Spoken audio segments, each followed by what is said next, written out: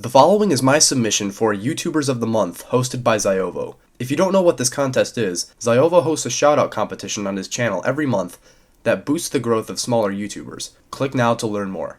When it comes to editing or gaming, aside from your computer, the monitor is the most important piece. Having the proper color calibration, 144Hz refresh rate, or even something as simple as a larger display can mean the difference between a negative experience and a positive one. What's up guys, my name is Andrew and this is my review of the AOC i2367fh 23-inch IPS monitor.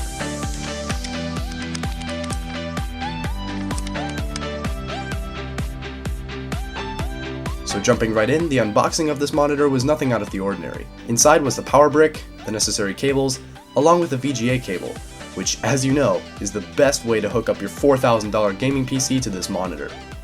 Yeah. It also comes with a small packet of things such as a setup installation disc and a microfiber cloth. Beyond that, we have of course the base setup, which includes the base plate along with the neck to connect the monitor to the base plate. Speaking of the setup, this was stupid easy. Once you have the actual monitor out of the box, it was as simple as using the toolless thumb screw at the bottom of the neck to screw it into the base plate, and then slotting the monitor in on top of it. And there you go.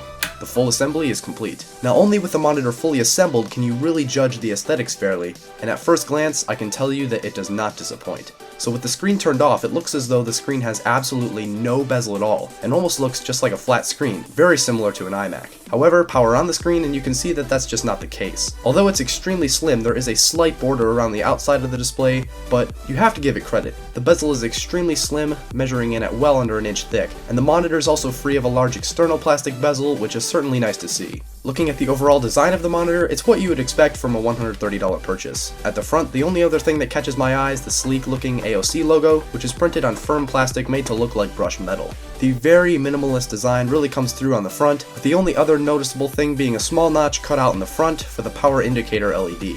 Now flipping the monitor around, things get a bit more interesting, as this is where all of the ports and some of the speakers are located. Now once again, we're greeted with a pretty standard layout. This monitor offers two HDMI ports, a VGA port, audio in, audio out, and of course the DC power connector.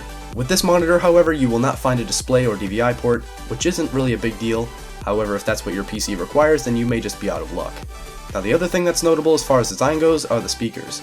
Now while these do provide at least some kind of audio, the quality is quite lacking and sound modulated and distant, which I guess is a price you need to pay for an IPS monitor being so cheap. Now getting into the actual performance of the monitor, it's not what I expected. It's pretty easy to be skeptical of a cheap monitor claiming to be a 23-inch Full HD bezel-less IPS panel, but let me tell you that I was quite pleasantly surprised. Powering up the monitor, you can see right away at just how good the picture looks. Now while this may just be because I've been used to my old laptop screen for so long, the color depth of this thing out of the box is something special in my opinion.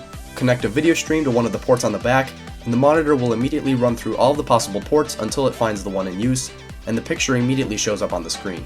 In terms of response time, it's what you would expect from a monitor like this, and while it's not the lowest I've seen, the 5 millisecond response time is plenty fast for me. And what should also be a no-brainer is the monitor's refresh rate, which of course is locked to 60 Hz. However, I'm here to tell you that it works and looks great just like any other monitor. Now the IPS of this panel is legit also. Turning the monitor from side to side, as well as using the built-in tilting feature on the stand, reveal just how awesome the viewing angles are. Once again, me being previously used to a super limited viewing angle might be part of the reason why I'm in love with this monitor so much. However, I really do think that this is one of the best IPS panels in its price range. So what do I think of this monitor? Well, if you're in need of a fantastic IPS panel on a budget, then look no further. The AOC i2367fh offers top-notch features such as dual HDMI, IPS, and a slim bezel design that is a rare find in a monitor at this price point. Now if you don't need 144Hz refresh rate, professional color calibration, or a ridiculous screen size, this monitor is definitely a solid choice.